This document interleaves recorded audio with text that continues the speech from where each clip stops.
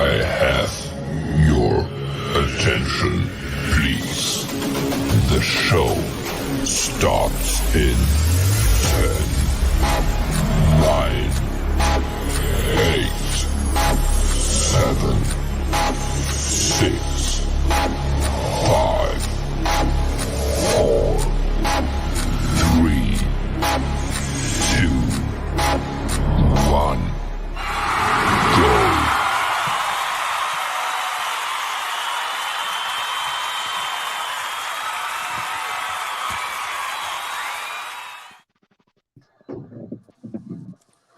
Hi, everyone. Hello. Hi. So today I am having some technical difficulties. I'm still working it out. But thank you, everyone. And welcome to Turning a Moment into a Movement. I am J-Love.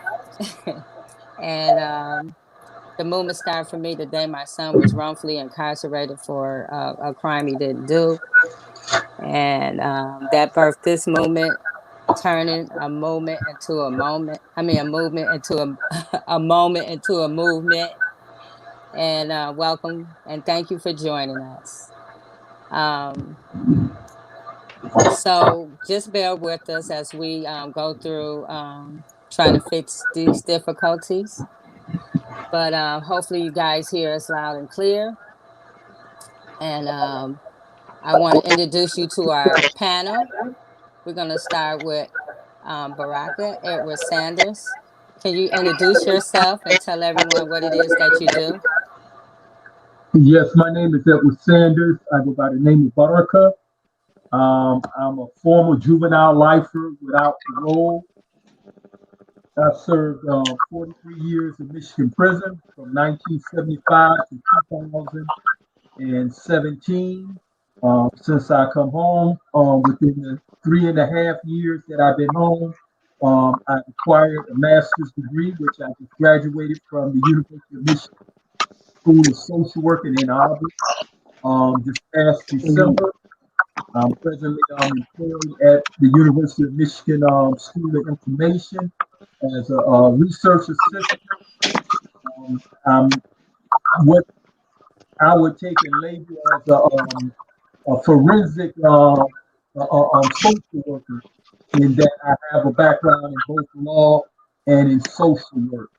And I consider myself to be a social justice advocate.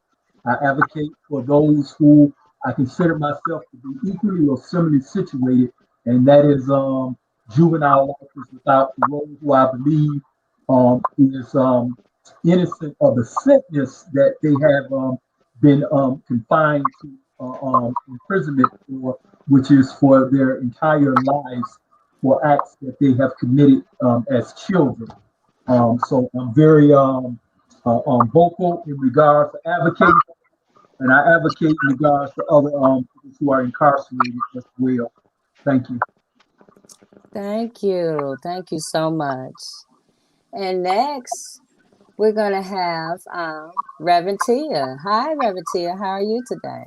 Oh, I am spectacular. I'm so glad to be here amongst everyone, and so glad to be here as we turn a moment into a movement. Yes, ma'am. I am Reverend Tia Littlejohn, and I am one of the ministers at Transforming Love Community in Detroit, Michigan. I'm also a behavior therapist. I have been working in the human service field for over 30 years. I'm one of the first social justice cohorts of Mary Grove College. Wow. And I'm currently achieving my doctorate at North Central University. Along with turning a moment into a movement, I am also working with Flint Reparations, and I find myself just assisting within communities wherever I am. Of course, I let Trischè know I'm with her 100% also, and just making sure that where I am helping to make change, and that I continue to see that change is possible. So glad to be here. Thank you. I'm so glad you're here as well. So I see Attorney Hugo Mack. Hi, how are you today? Doing good. How you doing? Our leader, our fearless leader, how you doing? I'm great. I'm dealing with this some technical stuff, but I'm here. Amen. Introduce yourself and tell everyone what it is that you do. Well, my name is Hugo Mack, attorney at law, and I'm so grateful to be here because one of the things I might be able to contribute is a voice from the inside, and the the fraternity, if you want to call it, of attorneys sometimes can become very circling in on itself and protective of itself. Attorneys fearful of criticizing other attorneys who happen to be prosecutors, or people trying to stay in good graces with the judges because they want appointments and they're scared of negative rulings if they're not, sucking up behind some judges. And I think perhaps in my own small way, I represent a brand of attorney who is not reckless but fearless. Okay, in being able to speak truth to power, and to let you know there's a consequence for that. There's retaliation from the system, particularly from somebody they view as a traitor, that is speaking about the insides that go on. And sometimes this profession, it is certainly not noble. It's certainly not noble, especially for people who know better, prosecutors and defense attorneys, who, because they don't want to put the time in to achieve justice, would just have a blind eye to stuff. They really will. And it's caused me to fall out many a time with defense attorneys and raise the ire of many a prosecutor that, this is wrong. Oh, well, the witness said this, but you haven't investigated this. You really haven't. You go on by a police officer that you and I both know has given tainted testimony in the past. So what I'm saying is, for me, for whatever time the good Lord have left for me on this earth, I'm going to keep on speaking truth to power regardless, because God did not bring me back from hell for nothing. Okay, for nothing. All right. So that's what I'm about. Where the fight is there, I'm ready to go. And the Lord want me off the field, let him take me off. Yes. Thank you so much for being here. Allie, hi. Hey, welcome. Thank you. Introduce yourself to everyone and tell them what it is that you do. Yes, I am Alexandria, go by Allie. I'm with Michigan Liberation as well as accountability for Dearborn. I am an activist. My work primarily focuses on Black liberation as well as mental health. And I always try to make sure that, women's rights are always mentioned in every space. I truly believe a woman's body is not a group discussion. And I am happy to be here. I'm so glad you're here as well. I thought I saw Trischè.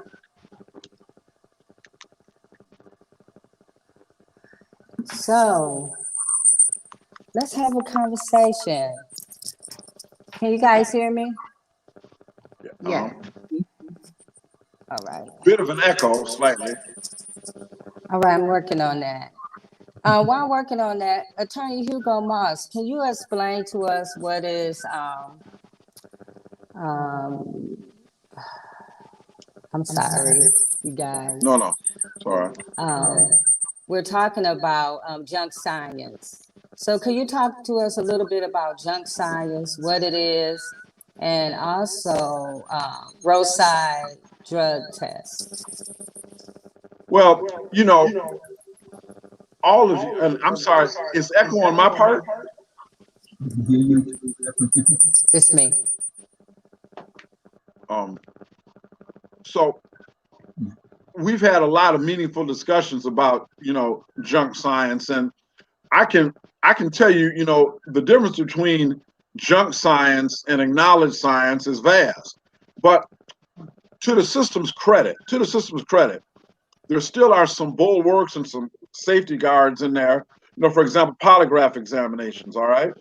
So I'm not sure if I'd call that junk science. I would call that very questionable in terms of reliability, because we know people can beat a polygraph exam, or the exam is only as good as the person that's administering it. All right. So you could have 3 different polygraph exams with 3 different operators and reach 3 totally separate opinions. So I guess one of the things I want to do in talking about junk science is the need to be able to confront that with legitimate science. But you see, everything centers on poverty, poverty and class, because you notice that case back in the early 90s with that athlete out in California was accused of killing them people. But you see, he had enough money to come up with his own scientists. One of them was a man by the name of Dr. Henry Lee, and he made that famous statement in front of the jury, something wrong, okay? And so what I'm saying is, for me, the biggest problem I've got is in getting the government and judges to understand that in terms of science is questionable. We do need more input in terms of funding to be able to fund people that can come in and refute some of these quote unquote experts, even on fingerprints. See, I've never been a believer that fingerprints are the be all to end all. I've never felt that, So for me, I guess the way I want to contribute to the discussion, when I say junk science, I mean science that has got very little actual substantive background, but you got a few names of people that can say, well, I've testified 30 times before, or, I've written a book. And so therefore, all of a sudden, you've got a leeway in. And once one of the junk scientists gets in and gets certified as an expert, then it's a snowball rolling downhill. You see what I'm saying? Because all that builds is more and more momentum. And unless you got somebody, and one of us, it might have been you, J. Love, who talked about, or maybe it was Reverend Littlejohn, or maybe Sister Hughes, but you talked about a case where they had a person was accused of arson. And the arson experts from the state were trying to say, well, this glass could only have fragmented from an arson, something that was deliberately set. And then come to find out, well, no, it could have been an accident that caused that glass to fragment. But if somebody wasn't willing to dig and dig and dig and put their own life savings on account, that man is still being in prison right now. So I don't mean to be long-winded, but it's something that, and I hope defense attorneys are listening. Don't just roll over in these cases because you're tired. If you're that tired, take a rest. And if you're real tired, take a sabbatical. If you can't take no more, well, damn it, quit. See, so that's what you need. That's what you need to do. Okay, I'm sorry. Did I hear Trischè? Yes, I know that's right. If you can't do nothing, just quit, okay? Because people's lives are on the line, and we ain't got time to be playing with you. That's right. Trischè, introduce yourself. So sorry, y'all. I had to rush out, but I did not want to miss this tonight. My name is Trischè Duckworth.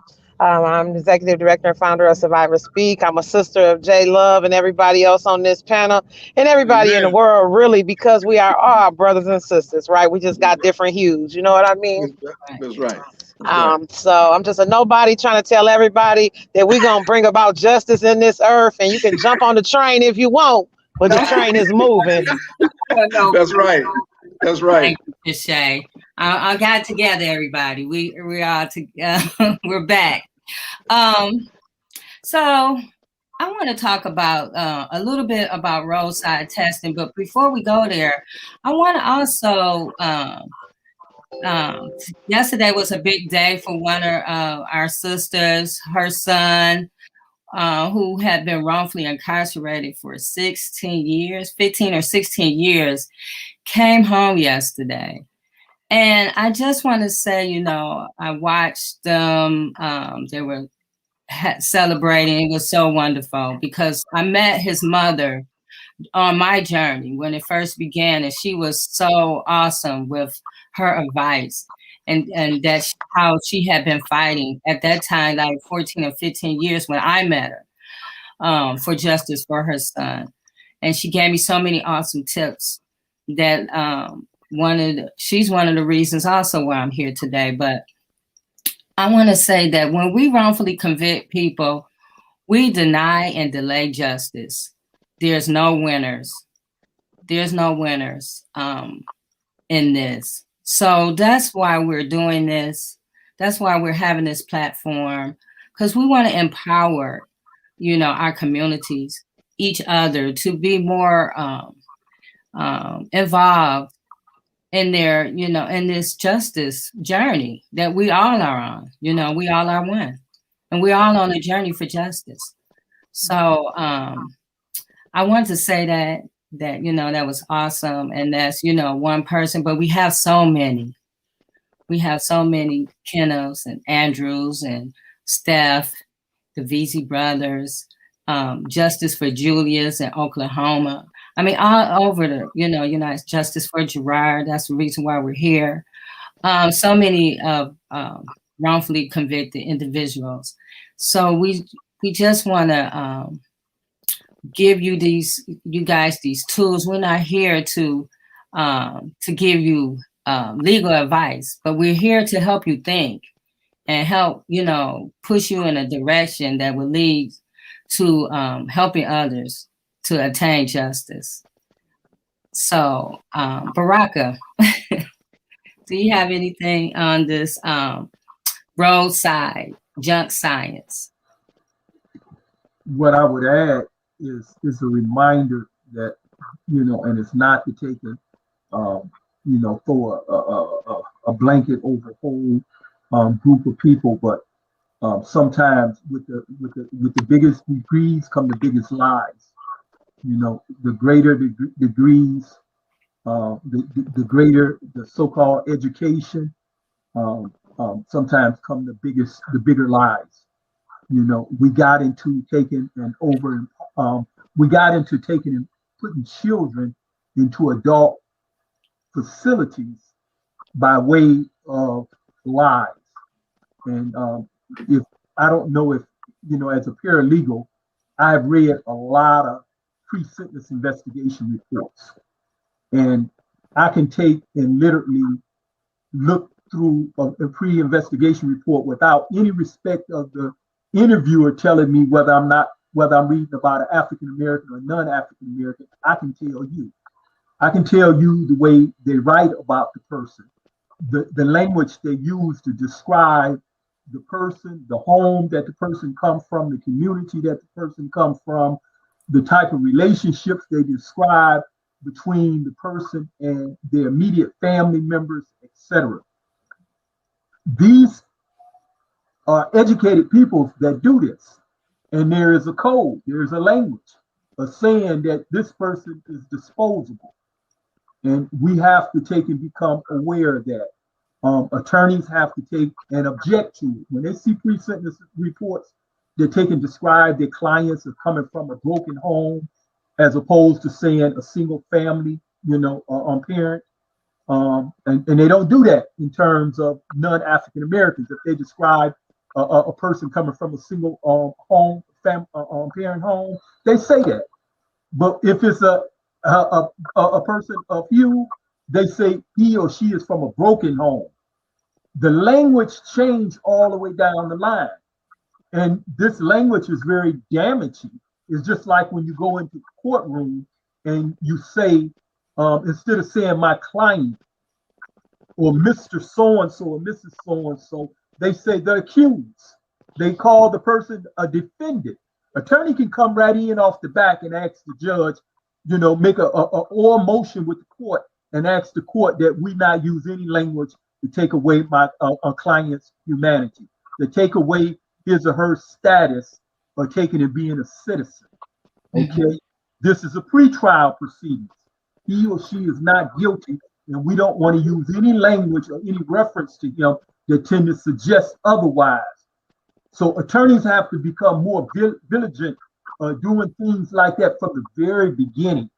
From the very beginning, there's a lot of prejudgment. Like I'm working on some as a system researcher. I'm asked to take in, before I divulge into the work I'm doing, is to take and consider the bias that I have with the population that I'm working with and where I got that bias from. I'm asked to do that. And we all have to do that. We all have to do that. When the police pull you over for driving simply because you are a particular ethnic or racial group, If they pull you over simply because you are African American, that's a bias in itself. So anything else that transpires beyond that is a bias.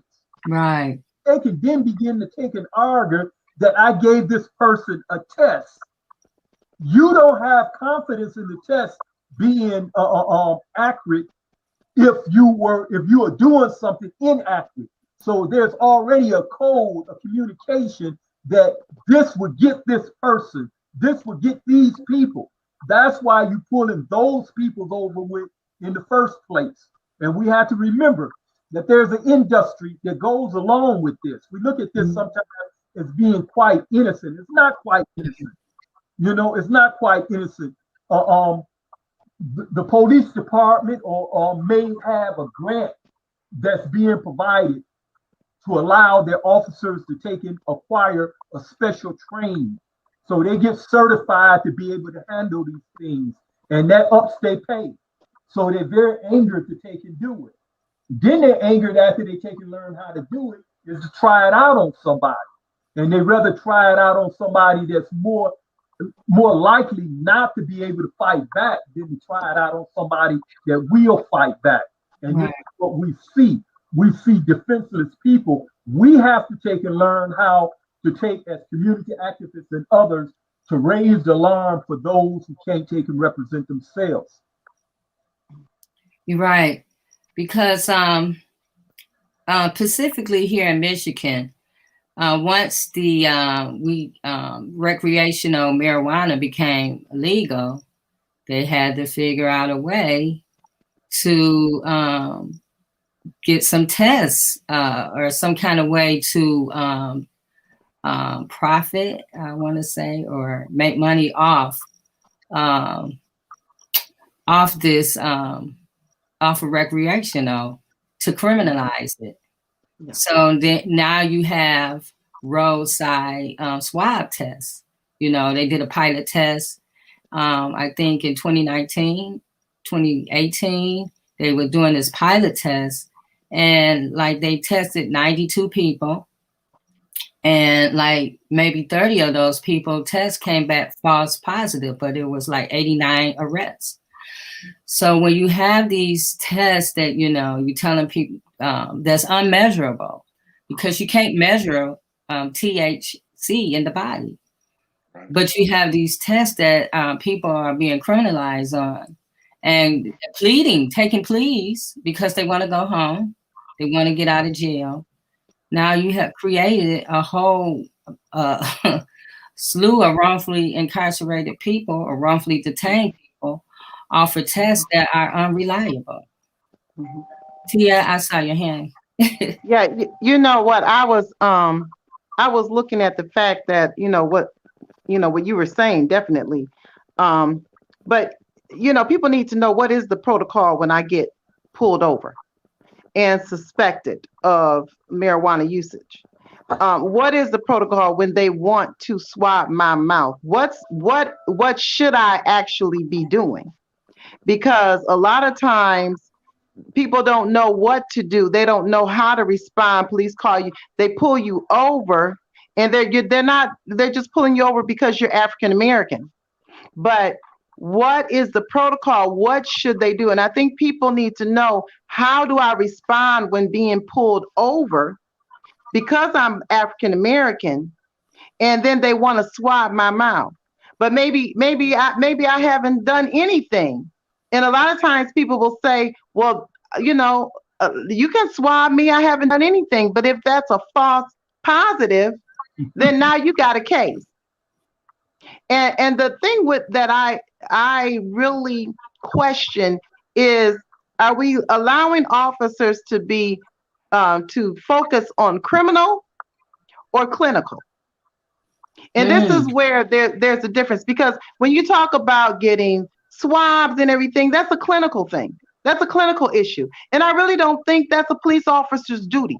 And the other thing is, when it comes to perception, officers, when they there's a perception already. There's a history of perception, and there's a history of how they act in regards to their perception, which is why they turn off their body cameras or the body cams. They turn those off because they have a perception that they want to follow through on regarding the African American person or the person of brown color or the minority or whoever. They turn that off. So we're expecting police to have a good perception and swab a mouth or take, whatever sample they want to take. And we trust them. That's an issue for me. And I would like maybe if somebody could comment on what's the protocol when you get pulled over. Attorney Hugo Mack, what is the protocol? What is the protocol? Well, let me put it this way in a little bit of context, okay? It might have been back in the early 80s or so, maybe even a little bit before that. The Michigan State Police would set up random pullovers. In other words, they would just randomly pull somebody over. It doesn't mean that you were speeding. It doesn't mean that you were swerving, but they had random checkpoints, just randomly pull somebody over, which was also fraught with, when you're random, you can say, well, we have 10 Caucasian drivers and 1 African American. I'm randomly stopping that African American, okay, and try to justify it in a random spectrum. Well, that case went to the Supreme Court. The Supreme Court said you cannot just randomly stop somebody, just pick somebody out and randomly stop somebody. You've got to have an articulable reason for stopping that person. So in terms of this whole thing with marijuana, I do want to give you a little bit of background. Some of you probably know, recently there was a Court of Appeals opinion that said you cannot violate a person's probation if they've got a medical marijuana card and they test positive for THC in their system, because somebody challenged that. Because what was happening is, and it happened quite often in Washtenaw County, the judges would sentence somebody to probation. They say, you are not to have any kind of alcohol consumption, not to have any kind of drug consumption, illicit drugs. Remember, marijuana is still a federal offense. Don't forget that. That is still a federal offense. So what I'm saying is, so what was happening is, I was one of the lawyers, I wasn't the one that argued this case, and said, well, the person's got a medical marijuana card, judge. So I don't care. I don't believe. Talk about junk science. I'm sorry. Let me just say this. Talk about junk science. The judges were saying, look, it's junk science when you go to a doctor and call them on the phone or whatever and have a consultation on the phone, and they say, I am feeling that you have a backache, therefore I'm giving you a medical marijuana card. The judge was saying that's junk science, okay? So talk about junk science. They were saying that's junk science, and we're not going for it because it's junk science. I'm going to override whatever that fly-by-night doctor, that quack, told you. I'm telling you, I don't give a dang if you got 50 medical marijuana cards. If you test positive marijuana, I'm locking your behind up.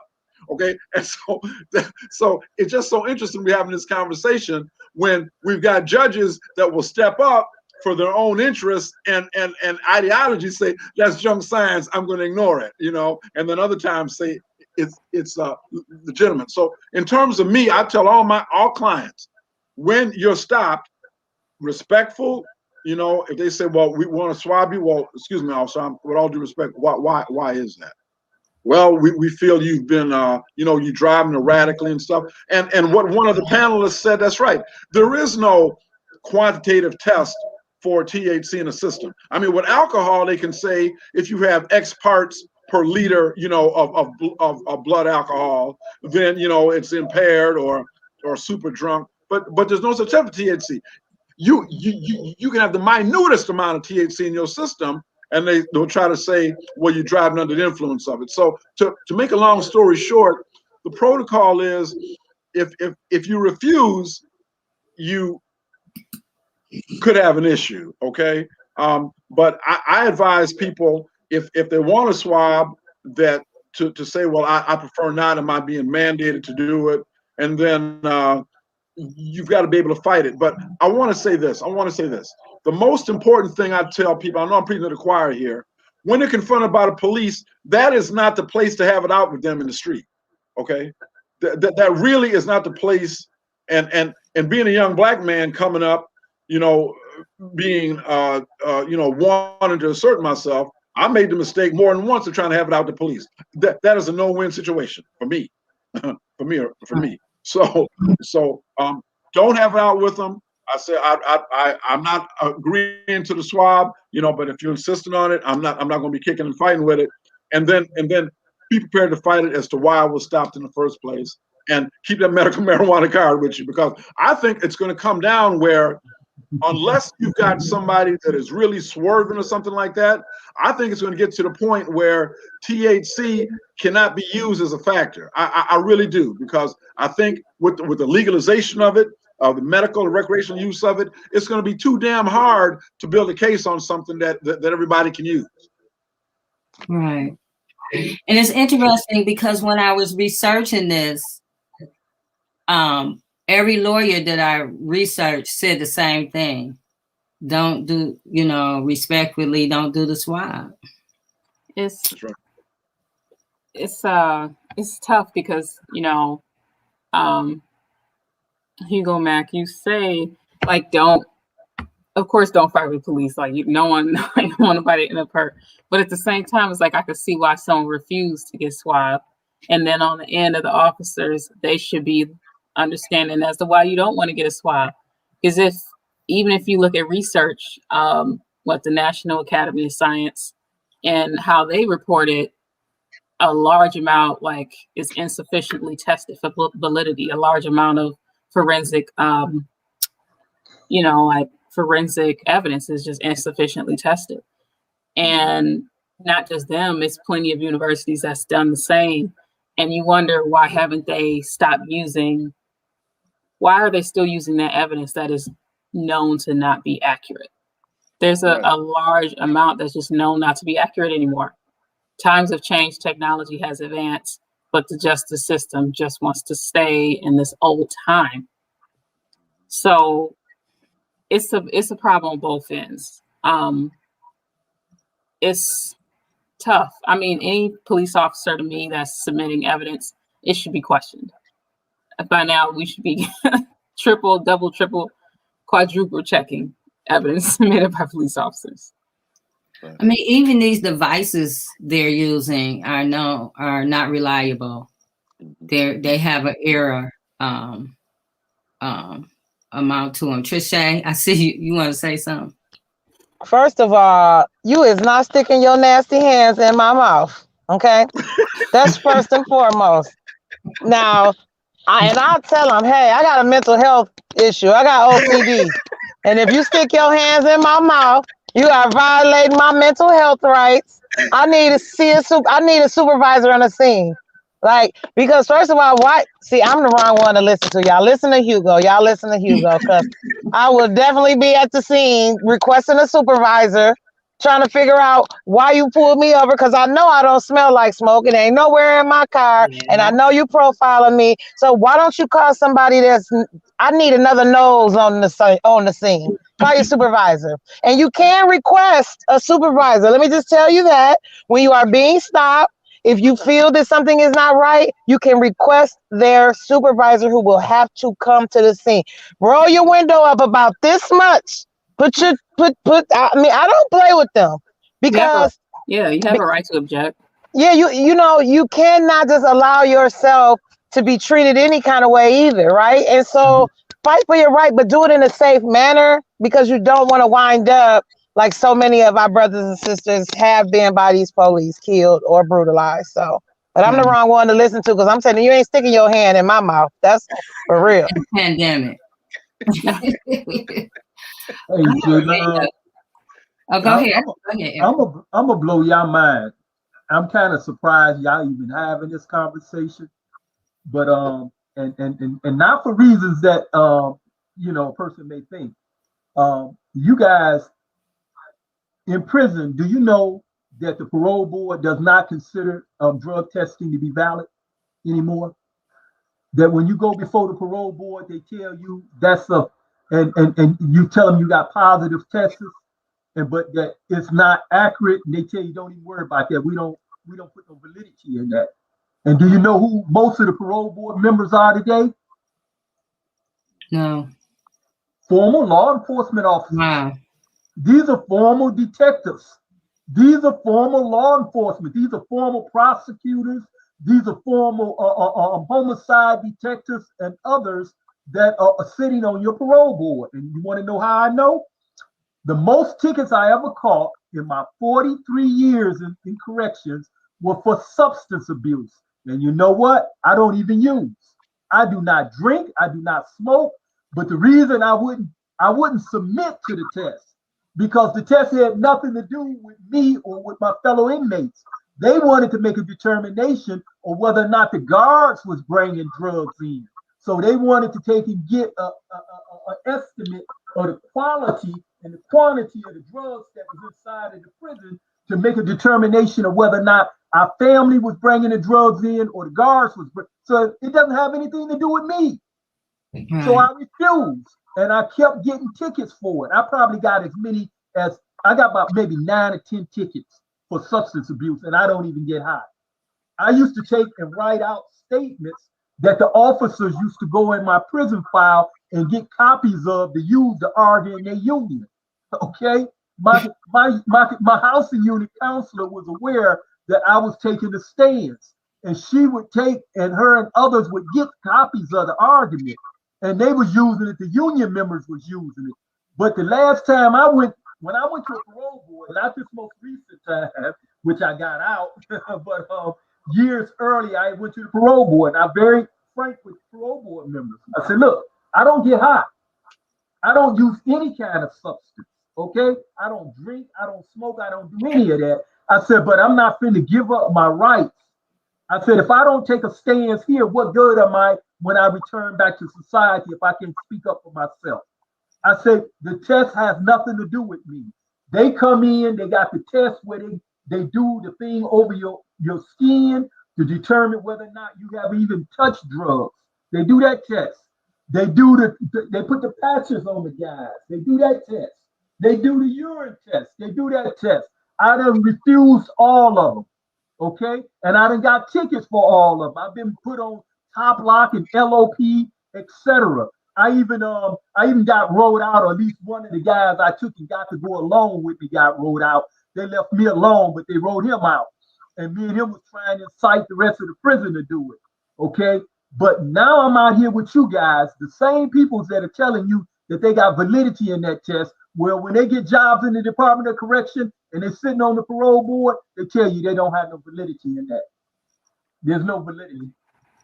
And I'm finding it shocking that you guys are even having this conversation, because them guys coming from the same ranks. Some of them already, they done went from, the roadside stuff decades ago, and they up in the offices now, and they don't believe in it. So why are we having this conversation? That's very interesting. You're right. You can ask the governor, why is this? The attorney general, why is it law enforcement who are taken inside of prisons don't believe in these tests, but it has some validity out here because the money is out here. Right. The money is out here. You guys' pocket is deep. Your pocket's deep. Right. And there's go ahead, Allie. Oh no, I was just gonna say there's a disconnect in the justice system in general, injustice system, I'm gonna call it. Also too, we need checks and balances. I know Texas isn't in the best position right now to talk about, considering what all that going on with them. But I will say there's a Texas Forensic Science Commission that was established in, I believe, 2019 in April. And we need to start with something.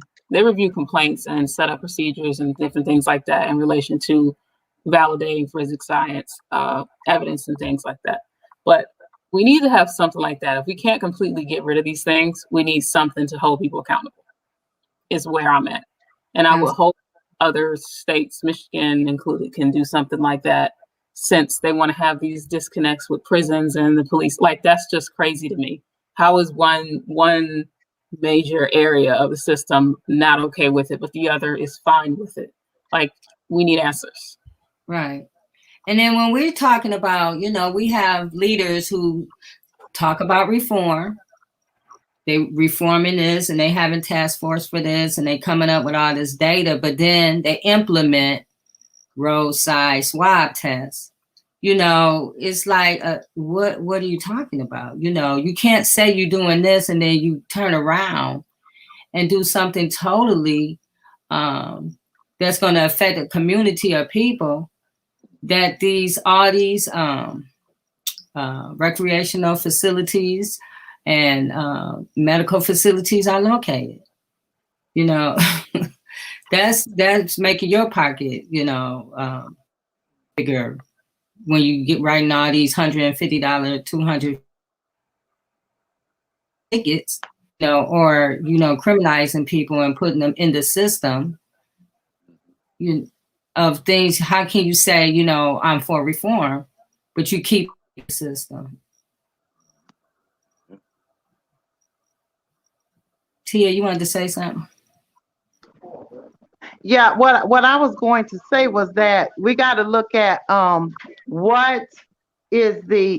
is getting paid for the test, what company is behind it, because they get a lot of money for having those tests for the people who are getting stopped. So what company is behind it? Somebody got paid. And that's what we need to recognize in our community, that anytime, you know, you have something that's being pushed, it's usually pushed because of some kind of economic gain. Mm-hmm. That's right. That's right. That's true. That's true. And that would be interesting if you guys press your attorney general and your governor. Why is it inside of a correctional setting these tests are considered not to be valid, but in the broader society they are considering it to be valid? And there is millions of dollars throughout the country that is being spent in response to these tests. Whether it's you're taking and showing up with attorney, you know you're having to take and pay higher insurance. You're losing work, other things in terms of, because you have to take and show up to court as a result of this, get devices put on your automobile. All these things are attributed to this behavior, and we're supposed to be taking and having what we call this is a Fourth Amendment right. You know, this is a very sacred right to be secure, not only in your home but in your person and your effects. And we done seen these rights dwindle down because of their thirst to take and go after who they are. So they claim not to give the same protections for us in our communities or outside our house than that they give into the home. But that's not the idea of the Fourth Amendment. The Fourth Amendment is that you be your person and in your personal effects. Right. So when you have, there is another test. I don't know if they use these tests here, but these tests are roadside tests. They get samples. They I was looking into, like, they cost police agencies like $2, but it can cost you, like you said, your job, your livelihood, your home, your family. These tests are notorious for being wrong. I have looked up many cases, and I don't want to play the videos because I don't want anything to happen to the stream today, but I saw so many cases where people were wrongfully incarcerated or got a case or pleaded guilty to drug tests that were faulty. They had like cotton candy, you know, tested positive for cocaine, incense tested positive, you know, all these things, that household cleansers and all these things tested positive. Then you have these agencies who may be trained maybe 72 hours to become an expert in reading these drug tests, but then you get them back and they're wrong. So again, the junk science behind it, these tests that are increasingly incarcerating people. we have to use our voice more to speak out against them. Attorney Hugo Mack. I agree, you know, and once again, it comes down to you having a relationship with your attorney and having a better relationship with yourself, okay? Because, you know, you have a right to speak for yourself, okay? You know, I mean, if every judge will tell a defendant, well, you have an attorney, it's best to let him or her speak for you. Not always the case. Not always the case, okay?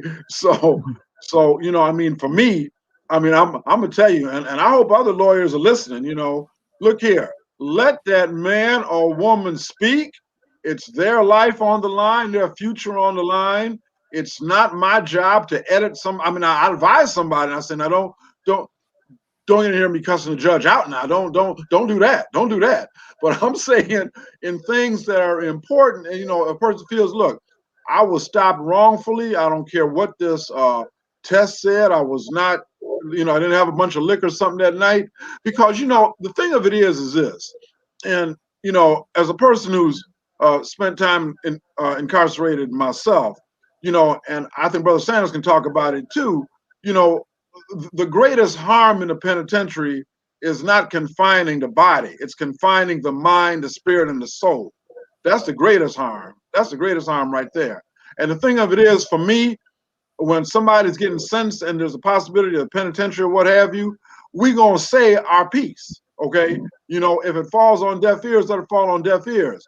But my ears are not deaf. So I guess what I'm trying to say is that I see so many people get railroaded because lawyers, they don't want to put the time in, they're not getting enough money, they ain't got enough resources, and they kind of rolling over, and it hurts me, you know. So I guess it's just a plea, you know, for my profession. Stand up and have some damn spine, some backbone, you know what I'm saying? And stop worrying about the paycheck, you know. God is in charge, okay? You know, he's the author of your supply, but I'm sorry, I didn't mean to get on my sermon. But so you know, let people speak, because that's the only way. That's the only way something's going. Just like with police officers, all right? I can't tell how many clients I've had when I've been sentenced to say, Judge, what Officer Smith said about me is wrong. Fall on deaf ears. But I notice a pattern. With Officer Smith, with different clients I would represent, and these people don't even know each other, but they would say the same damn thing about Officer Smith. And so it gets to the point where I've got a record now. I said, Judge, how are you going to explain this? You know, you've got 5 people in front of you done sentenced, and they're saying the same damn thing about Officer Smith. That's how it starts the discussion, the start, you know. Absolutely, you're right. I have a question for you, Attorney Hugo Mack. My question is, when people take a plea and then later on, let's say 3 months from now, they find out that test tested, you know, it was a false positive. Is there any way they can go back in and change that or do anything about that? Interesting question, almost for a bar exam question. You see, and I'm going to talk about the state of Michigan, okay? I'm going to talk about the state of Michigan. Okay. Having gone through a plea with a client of mine a couple of days ago, they make it so difficult for anybody to get relief on a plea. It's like really, you know, fighting a snowstorm with a toothpick. Because what they do is, first of all, people are traumatized, okay? Let's say a person said, I really don't want to plead, but I've been told if I take my chances, I'm looking at basketball size numbers in the penitentiary. So they go on and plead. The judge has got a whole litany under the court rules where they ask them, is anybody forcing you to do this? Are you being coerced? Anybody made any promises to you? Are you pleading guilty? You know, you waiving your right to an automatic appeal. You got to seek leave to appeal, you know, if something is wrong. So what I'm saying is, when they set it up, it makes it so hard to come in and say, well, if I'd known this evidence was faulty, I wouldn't have pled. That is a real uphill battle, because they're going to say, well, wait a minute. Whether you think the evidence was faulty or not, you pled to this. You admitted under oath that you committed this crime. And that's what they're going to focus on. So I never discourage anybody, but it's going to be very hard. Now, if there's any kind of coercion or something like that, that we can come back and show that you were intimidated at the time, like you were coerced, or you were scared to say it, possibly. But I do appellate work, and it's very difficult, very, very difficult. Wow, that's terrible. Because In some my people opinion, just flee out of fear, absolutely. And then if the test come back and it's, in your favor, it should be some recourse for that. Well, and please don't get me wrong. I mean, there's appellate review, there's 6.50 motions on now, because now I'll tell you what, if something comes back that the test was faulty or a police officer lied, to me, that's newly discovered evidence, okay? And can be a basis for approaching the court. But like I said, anytime, which I tell people all the time, when you plead to something, you're putting yourself really behind an 8 ball for whatever reason going on up the line, because you got to get permission, leave to appeal. But if you're convicted of something, you've got an automatic right to appeal. You understand what I'm saying? But a plea is totally different in the state of Michigan. So I'm really not in favor of plea agreements unless we cutting substantial amounts of time off, or we're going for probation, because otherwise, in the long run, if that parole board wants to keep you in prison, and I'm gonna say this real quick, when somebody gets a sentence, let's say 5 to 15, they say, well, I'm out in 5 years. Not necessarily. Not necessarily. That parole board, and Brother Sanders and I can talk about that. That parole board can flop you till they get tired. Okay, and you have no right, thanks to John Engler and his people in the state of Michigan, if you are denied a parole, you have no appellate right to that. But if you are granted a parole, the prosecutor in that county can appeal that to the circuit court judge. You see what I'm saying? So that's part of the equity that goes on, that's baked into the cake already. Wow. Barakah? I would take and point out that remember, we live in a it ain't just a democracy. Sometimes we just say a democracy. We live in an experimental democracy. Okay, this country does things, and they experiment with certain liberties. They experiment with certain infringements on our rights, etc. And it's important that we speak, because if we don't speak, then that kills the experiment. The experiment is Joe taking and validating or invalidating that you're going to tolerate it. That's the extent of your liberty in this society. Okay, so we live in a experimental democracy. We should never forget that. We experiment with sexual expressions. We experiment with right to take and do things with your mind, with your body, with your properties, etc. It's all experimental, and it's never written in stone. It's never written in stone, and that's something that we have to remember in living in a so-called democratic society. This is an experimental democracy, and your voice does matter. Your voice does matter. And so that part is very important. But there are some defenses to so-called positive tests. If you're a diabetic, that can explain why you had a positive test. If you ate something at a restaurant, that can explain the positive test. There are certain type of breads, the poppy seeds on the bread and stuff like that, that gives out false PhD positiveness. And then there are some medications. So you should think about those things when you've been stopped. You don't take and try to explain it to the officer, because that's not his or her job. You want to bring that to the attention of your attorney, or what your medical conditions are, or what you may have had to eat, where you had to eat it at, whether or not you got the receipt to show that you was at that place at that particular time, and what your menu was.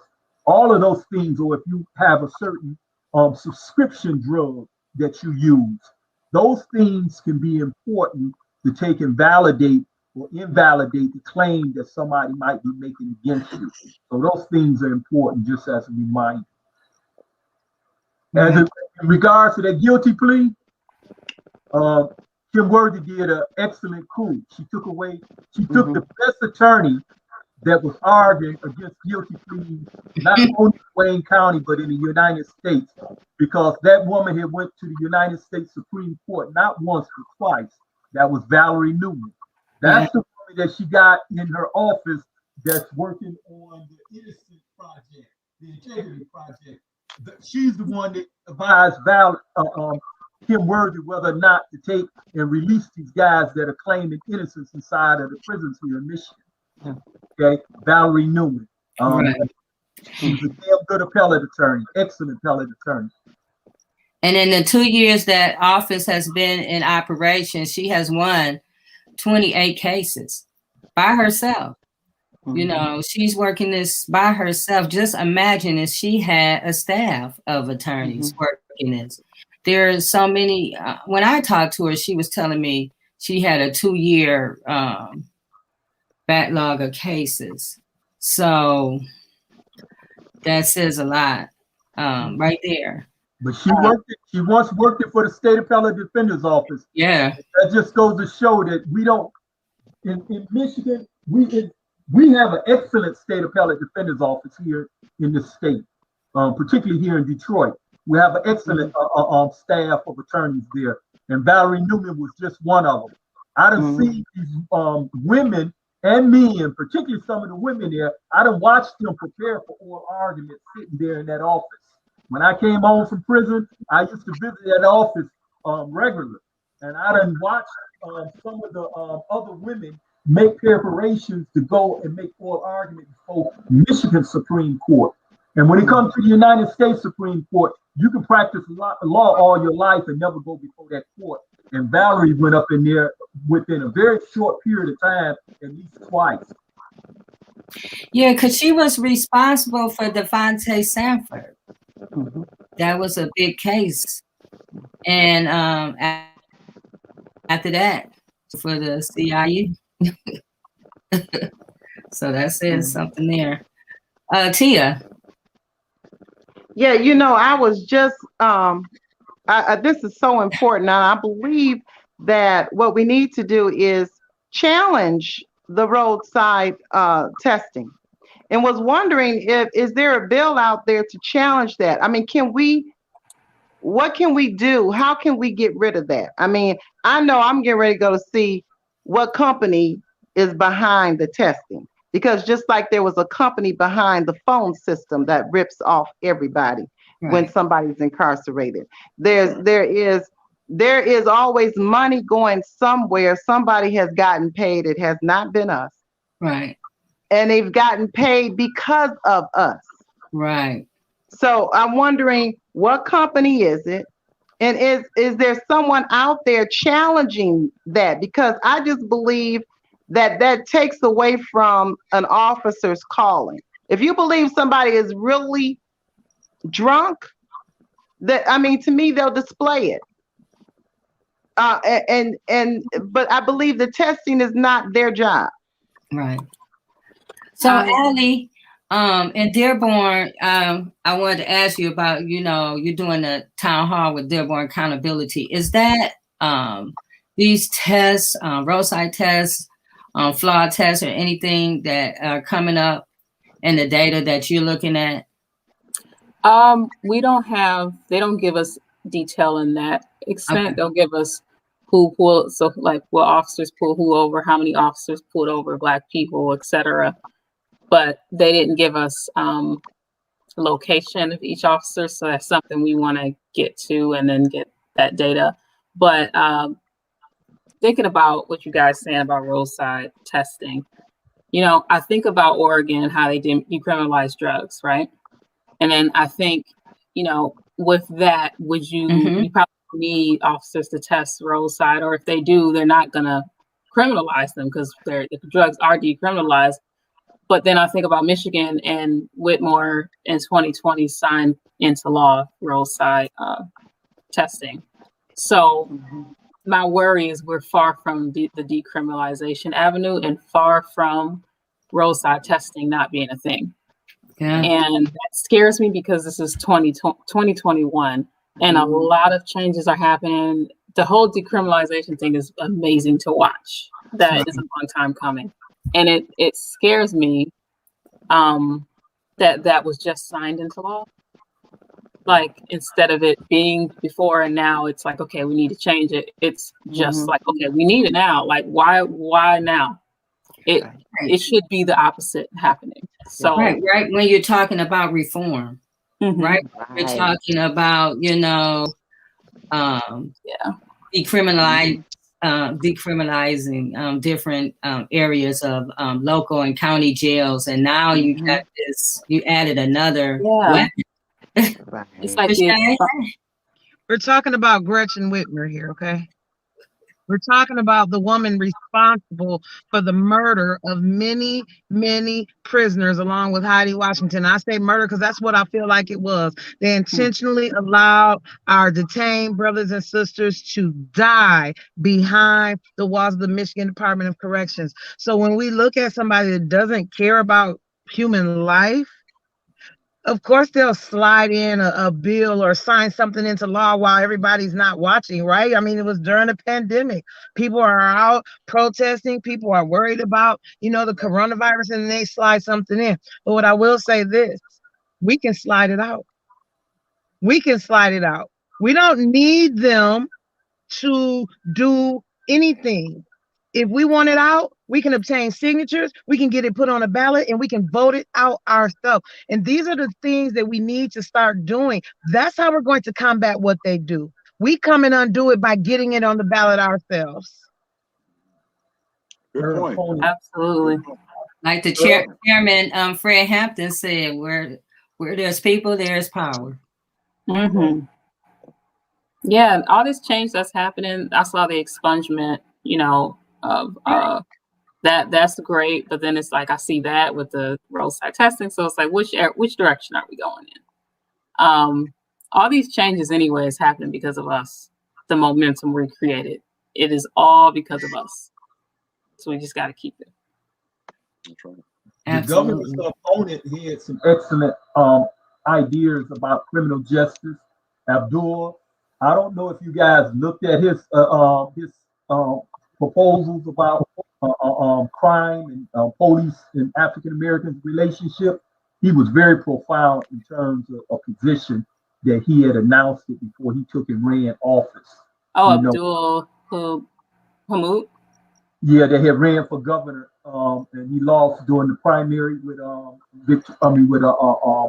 governor when she ran. Dr. Abdul El Said. Yeah, no, him. Yeah, no, he's great. I supported Yeah. the primary, and I did so as a result of taking and looking at his statements. I had met with him on several occasions in the mosque. I met with both him and his father. I done prayed and ate with him.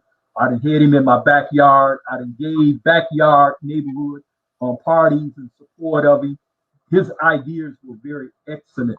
But one of the things that I want to take and make mention too is we should take and get a little creative, particularly those of us who are activists. We should consider taking and filing lawsuits and asking the court, the way they do in the case of prisoners, where in the case of prison, you had inmates in outdated law libraries fighting against the attorney general with a full staff and all of the high-tech equipment. And they would require the inmate to have to take and file their pleadings within a short period of time, et cetera.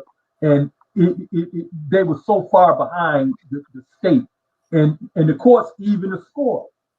They took and said, no, the department have to give access to this population that don't have attorneys. They either have to give them attorney, or either they have to take and give them equipment.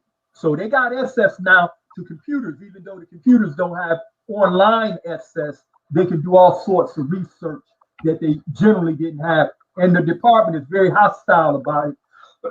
They took all the books out, put the computers in there, and tell the guys to learn how to use it now.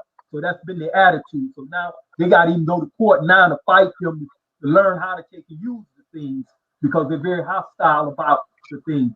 But my point is this: we should take and be arguing this, that in low-income communities where people can't afford attorneys, they can't afford the independent testing. We should be taking and arguing that there be a fund, so that every time or for a certain quality or quantity of tests that's being did, a certain number of experts be allowed for indigent people to take and do tests that's independent, so it can be even, and so that the community can be protected against police misconduct. And there's plenty evidence to support that there's reason to believe that there's misconduct. We all got that evidence. So all we have to now do is get creative, and we can take and file civil rights lawsuits and saying that, hey, there's official evidence that the civil rights of low-income people, African Americans and others, their civil rights are being violated. So we want to ask the court, even if the court doesn't do it, but for an experimental period, where they say, okay, we want to do this program for 2 years and see what it produces. So for every ticket you give and do analysis, the person will have a right. It won't cost them anything. They'll just say, hey, I want to send this to an independent examiner and have that independent. We can do that. We can make that argument before court in a civil rights action. We have a right if we live in that community. We have a right to bring these suits on behalf of the people, or have the people file it in their name. We just have to get more creative. Yeah, that sounds so good. Yes. That's an excellent idea. Go ahead, Adam. I was gonna say, speaking of getting more creative, I think one way we can stop the, roadside testing, one way we can is advocating for more mental health crisis response teams, because, addiction is a disease. And by having those crisis response teams, restricting the police from, criminalizing them, but instead helping people, that's one way to just get them out of the picture completely. So personally, I know I would like to see that in Dearborn and Southfield. Being an Oakland County resident, working in Dearborn, and seeing the data and just how much is not going to human services, what the police is responding to. That's one thing I think people should really advocate for, to stop this. And did they do something like that for opioids?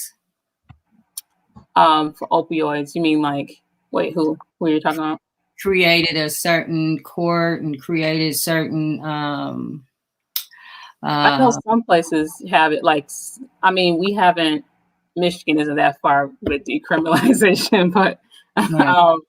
I know Oregon just completely decriminalized all of them, and now it's more helping you with getting better, and it's not throwing you in jail. Right. It's Denver did that. In terms of mental health team, a lot of places are doing it. It's just how, in terms of the Midwest, it's taking a minute to come our way. Right. Yeah. Somebody had posted in the comments, Mississippi. Yeah. Hey, yeah. Malcolm X called Dearborn, Mississippi, I think. Yeah. I was wondering, Allie, did they make the change? I know they had made some changes out in Oakland County, but it's been some time ago. There was a social worker, Dan Holloway, who used to be out at the prison system out there with the jail, the county jail, to deter people who needed mental health services from going just straight into incarceration. However, what I did discover when I was working out there in Oakland County was that although they had the program there at that time, people who had mental health service were still thrown into the system and did not receive medications when needed, or any of the medical procedures that they actually needed. And so they actually continued to decompensate.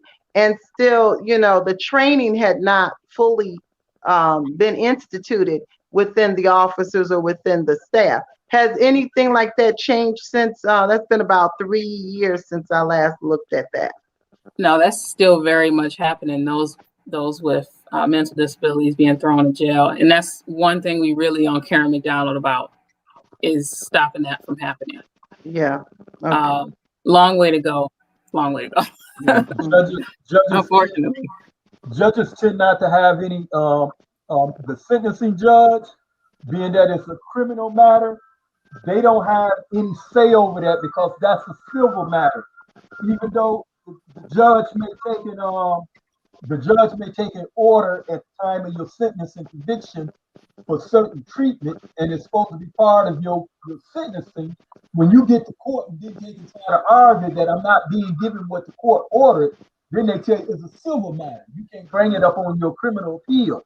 So the person that is suffering mental illness is expected, while incarcerated, not only to take and advocate on his or her criminal appeal, but to also take and initiate a civil appeal. You know, and how you do that, and then you have to also take and file, you got to give up money to take and file it, you know, a civil appeal.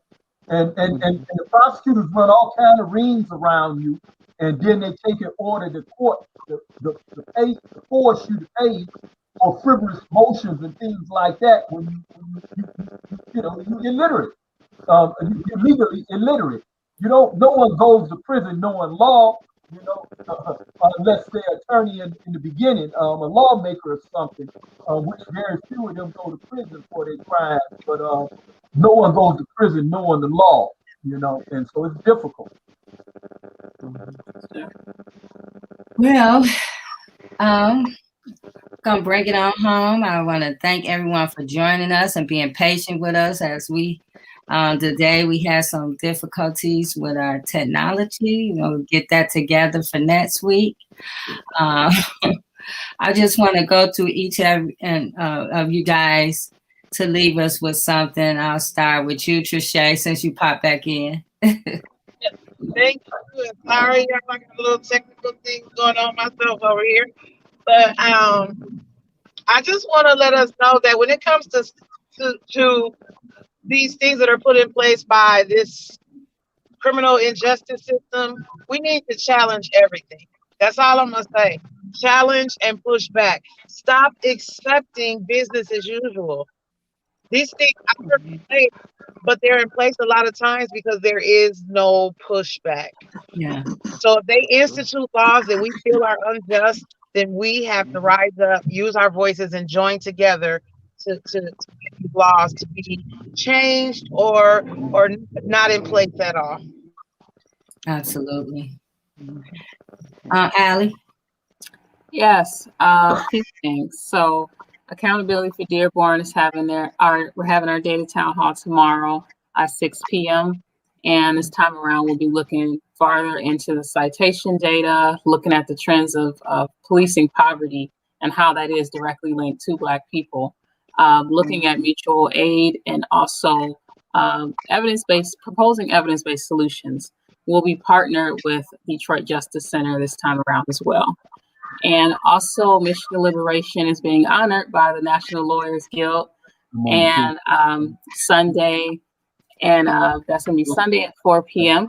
And we're receiving Unsung Heroes Award. And the Detroit Will Breathe is also receiving an award.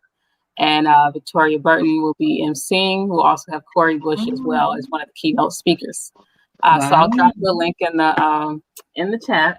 People can register for that. But looking forward to that. And also just want to say, keep fighting, everybody. Keep questioning everything. Like Trischè said, I completely agree with that. Keep fighting in your local communities. Don't be afraid to reach out to politicians. Don't be afraid to call out politicians. You have that right. And that's all I have. So I want to tell everybody, don't sleep on Michigan Liberations. They are awesome and they are making moves out here. Barakah, what would you like to leave us with? I just want to stress again what I made mention about being more creative in what we are doing. We've been out in the streets protesting. There are established organizations We have to take that energy off the streets and bring them into some of these organizations. Find an organization that you can that you may like. It's not like a personal friend. It's one that that may be able to represent the issue, concerns that you have. We know how to make use of our phones, our other digital literacy. Look up the different organizations: Michigan Liberation, American Friends Service Committee, ACLU, NAACP. Look these different organizations up. Go on their web pages, find out what they're about. We have religious institutions that are involved. You have the Church of the Messiah and many other organizations in the city. You had a mosque right there on Linwood, on David, on Linwood, Burlingame area. You have one right there on Davidson and Woodrow Wilson. There are different projects that people have in the community, and they're doing different things. Reach out, find out where you can take that energy. This can't stop out on the streets. It can't stop on the streets. We have to bring them indoors. The police have to feel us in their police stations. The prosecutors have to feel us inside of the courthouses. Everybody has to feel our presence that's involved in this unjust criminal justice system. Absolutely. Yeah. Reverend Tia, would you Yes, like I am just, I just want to thank everybody. Every time we come together, I feel an extra surge of energy into doing what God has called us all to do, to be the change that we're looking for. And I just believe that right now we have to always keep before our eyes the victory, keep seeing the victory, because I think sometimes, and I had to ask myself, do I get lost in the problem so that I'm not picturing the outcome? We need to begin to picture, if we haven't already, and see that the possibilities, see that we are already victorious, we are already triumphant, and that all things are definitely possible through the strength that we have within us, the power we have within us. And so I am encouraged that we can be successful in every area. And I believe that as we take on all of these different situations that are before us, that the injustice will begin to decline and go away. And this is the time, this is the climate for it. And people are ready for this change. Attorney Hugo Mack? Well, first of all, thank you again. I'm so I'm energized every time we get together, and I'm getting to know these panelists so well, drawing energy from them, and I'm just so encouraged, because the race doesn't go to the swift or the strong, but he that endures until the end. Okay, and so we've got to endure. But I do want to say one thing where it's time for people to move, and I ask everybody, please help us in this push. Right now, and I apologize for not knowing the Congress men and women that did this, but there's a bill in Congress right now which will amend 92 USC 1983 action, 42 USC 1983, which is bringing to bear officers of the court, or of the system, that violate your rights. And it deals specifically with qualified immunity.